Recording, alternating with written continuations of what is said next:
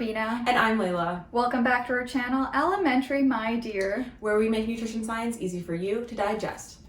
Today, we're going to be talking all about the Mediterranean diet. Hit that subscribe button so you never miss one of our videos. The Mediterranean diet, I feel like we're covering something a little bit passé. It really, I think picked up hype. If I had to guess, probably 2010 or so. And then I think by 2014, the Mediterranean diet was out, and we were bringing in all these other diets that people are following right now. Yeah, there was definitely a period of time where everyone was like, oh my god, these apparently people here are living a lot longer. Is this the diet that's gonna cure heart disease and cancer and diabetes and make you lose weight? All of that stuff. I think Dr. Oz, who I feel like we do a whole series on debunking Dr. Oz, but Dr. Oz loved the Mediterranean diet at some point. I think that was... Oh, you think he's the one that put the spotlight on it?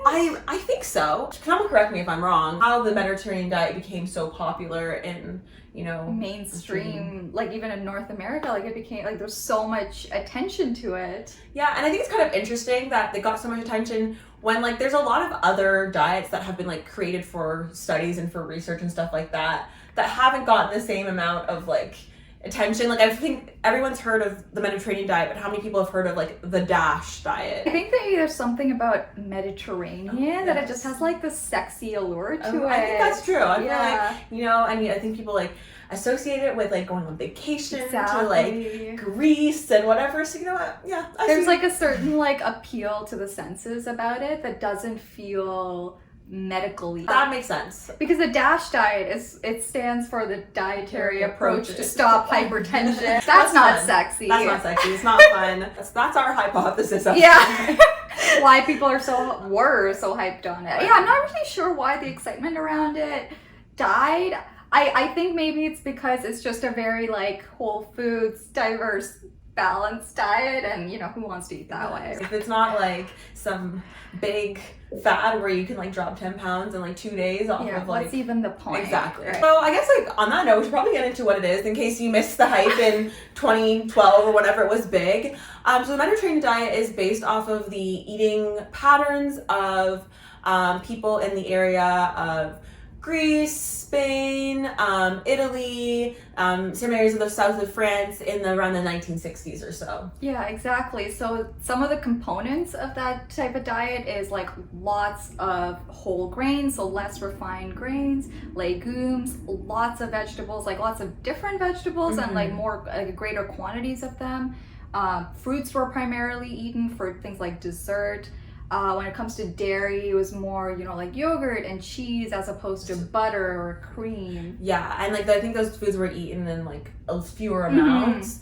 Also, I think everyone knows the olive oil. I think that's what everyone thinks of when they think of Mediterranean diet is olive oil. So choosing olive oil as your main oil source, also getting oils from nuts and seeds as well. Small amounts of wine, but otherwise pretty much cutting out alcohol and fish as well. And in terms of non-fish animal products, very low amounts of those as well. Those are kind of the central tenets of the Mediterranean diet, and I think depending on who you're talking to or what study specifically was done, they pick and choose different ones. Yeah. But those are kind of the main core things there. The reason that I think the research community got super excited about this type of eating is because it's on a population level, it seemed to be associated with significantly less heart disease and diabetes, cancer, obesity. I think there's some epidemiological studies into dementia and Alzheimer's as well. There's all kinds of stuff that in an epidemiological or the observational studies, which is where we look at big groups of people and say, okay, who's eating this way and who's not eating this way? Oh, this group of people has less cancer and this group of people has less whatever, and this group of people has more. And so they've found in a lot of observational epidemiological studies that this way of eating is beneficial for things like cancer, diabetes and metabolic diseases, and heart disease. So these observations have been so promising that a lot of health professionals actually recommend that way of eating for people that might be at risk for things like heart disease or diabetes, or even when it comes to things like weight loss. That people do kind of turn to that type of eating as almost as inspiration now. I guess we should get into why we might see a difference between people who are following like I guess like a traditional standard Western diet and those on the Mediterranean diet? Yeah, so there are quite a few hypotheses or proposed mechanisms for, how that type of eating might influence, positive health outcomes. One of the proposed mechanisms is actually the lipid lowering effect. So things like cholesterol. So, we probably all know, like with a standard American diet, there tends to be a lot more animal foods involved. And animal foods do have higher amounts of saturated fat. And, saturated fat, when we look at, observational research, it seems like saturated fat is associated with higher cholesterol and greater risk for heart disease. And with the Mediterranean diet, it's a lot more plant focused, and that means that it's more unsaturated fats, which has been associated with lower cholesterol levels, as well as it has a lot more fiber, which does actually help reduce blood cholesterol levels. We all know that eating vegetables and fruits are healthy. We're told by our parents, by the government, by everyone. And one key part of this diet is eating more vegetables and fruits as well. And the thing with vegetables and fruits is that you find lots of compounds in there that are antioxidants, and I know like those are kind of buzzwords as well around the same time. So antioxidants, they reduce something called oxidative stress in your body, which can be linked to the development of things like cancer, heart disease, and other metabolic conditions. And they also reduce inflammation. Some of the compounds that are in fruits and vegetables reduce inflammation in your body. And again, those are all tied to things like cardiovascular disease and diabetes and the development of other things. Even like depression is seen as an inflammatory condition or a chronic inflammatory condition. So having more fruits and vegetables in your diet gives you more compounds that are antioxidants. And I think that, a lot of times we think that to get antioxidants, we need to eat like goji berries or we need to eat like this very specific, obscure vegetable or fruit. Berries get a lot of attention when it comes to antioxidants, but really like you find them in a lot of fruits and vegetables. Yeah. And even like chlorophyll, I don't know, I've been on TikTok a lot. I think we've talked about it in so many videos, but chlorophyll was getting all this hype as like this amazing thing, but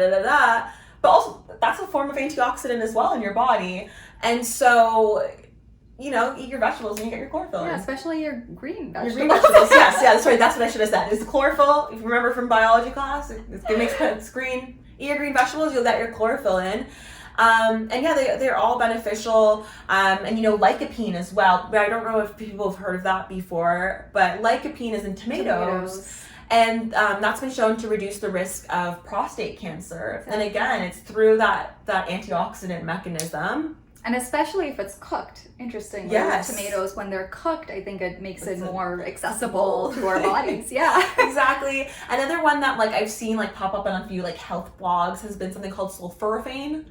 And that's in a lot of brassica vegetables. Oh. That's been linked, the compound sulforaphane has been linked to better health outcomes. That's why people say, eat the rainbow. Eat the rainbow, exactly. Eat all the colors. Because a lot of those pigments of those foods they literally represent the nutrients. Exactly. Yeah. With the Mediterranean diet promoting lots of different vegetables and fruits, people are getting more of those antioxidants, and with that, you're reducing the inflammation and oxidative stress that's on your body, which is really cool. But those are two of the main mechanisms through which we think that the Mediterranean diet is really promoting good health. But there's actually a number of other ones, like the fiber, the eating more fiber, it can feed your gut microbiome and change the composition of the bacteria that's in your body, and that can influence your hormones that, we talked in our probiotic video, it can affect a whole lot of things. And so the Mediterranean diet has the focus on legumes, the focus on vegetables and whole grains, and then that's where you're getting all that extra fiber from. Additionally, the focus on fish has a lot of omega-3s, and I feel like all of these little components of this diet have been in the news. So omega-3s, they are anti-inflammatory and anti-thrombotic or anti-clotting. Clotting, exactly. Yeah. And so having those fishes in there, just like the compounds from the vegetables, can reduce inflammation and reduce risk for heart disease. Yeah. Another benefit of the fiber is that it actually really helps promote satiety. So there's some connection between, eating a Mediterranean style diet and lower weight, which, and weight is kind of associated with health outcomes like heart disease and diabetes. Yeah, and then going into like the hormone factor as well, changes in body weight can as well influence certain hormones that can then again influence those outcomes. Exactly. Overall, it looks like there's quite a bit to back up the mechanisms behind the Mediterranean diet, but we kind of have to ask ourselves, do we need to now go get a Mediterranean meal plan and eat exactly like that? Exactly, and that's a good question. And so, we talked about in the beginning the observational studies seeing all these benefits, but then when you really get into the nitty-gritty of the randomized control trials or the experiments, when you look at the reviews for cardiovascular disease and cancer, because those are probably the most studied outcomes, we really don't see that much of a benefit of being on the Mediterranean diet. And really, the reason that we don't see these benefits is because you have these experiments. We want to control everything. I want to make sure that one group is doing one specific thing and one group is doing the other specific thing. And a lot of times the one group's on the Mediterranean diet, but the other group is on a diet that's still quite a bit healthier than the typical, what we think of as Western diet.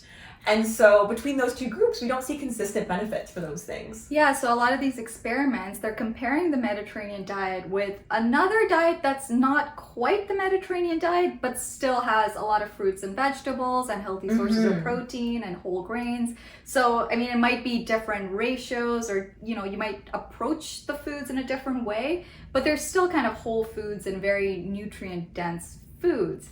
And it's possible that maybe that's why when we look at those types of experiments, that maybe we're not seeing a huge benefit with the Mediterranean diet compared to those other ways of eating. Exactly. And as you mentioned, a lot of these diets that they're comparing to focus on fruits and vegetables. Most healthy ways of eating have the focus on fruits and vegetables, have the focus on maybe eating more legumes, whole grains, and stuff like that. And you see these themes consistent with our, let's say, Canada's food guide, or I'm not really too familiar with the difference between Canada's and America's food guide, but we see those things in there as well. I don't think the issue is people aren't following the Mediterranean diet. I think it's that people aren't following just healthy eating principles. That's why we're seeing these levels of or one of the reasons, I guess, that we're seeing these levels of chronic disease in our society. Yeah, so I think the takeaway is, not necessarily trying to kind of religiously follow, the specific proportions or ratios of the Mediterranean diet, but just kind of prioritizing whole foods and minimally processed fruits and vegetables and plant-based proteins with some animal-based proteins. Yeah. And whole grains. Whole grains, exactly. So, all those things we talked about, like the anti-inflammatory benefits, the satiety and being able to be full, and fiber and the healthy fats. You can get those within a lot of different ways, and it doesn't have to specifically look as what we think of in this Mediterranean diet. Absolutely. And I think, we were chatting about this before, I think we hear Mediterranean and it does have some weird appeal to it, but I think a lot of cultures around the world include those foods. The foods themselves might look differently, but they still fall under those categories like legumes and fruits and vegetables and plant proteins. There's many ways to eat healthy. What's the saying? There are many ways to skin a cat? Or I think that actually is the saying. Yeah, that's a weird. That's a weird saying. Also, I don't imagine there's any way. There's probably one. I don't. Why would you skin a cat? If you're a taxidermist, maybe. Oh, okay. That's weird that there's such a common idiom for that profession. There might be a different reason. I don't know. Anyway, if anyone knows the background behind that saying, please let us know in the comments. Does that ever happen to you? You say some cliche statement and then you're like, what is that? It happens all the time, and that's definitely one that's a little questionable. Make sure you like, comment, and subscribe. Hit the notification bell so you never miss one of our videos, and follow us on our Instagram and our TikTok account. Thank you for watching. Bye.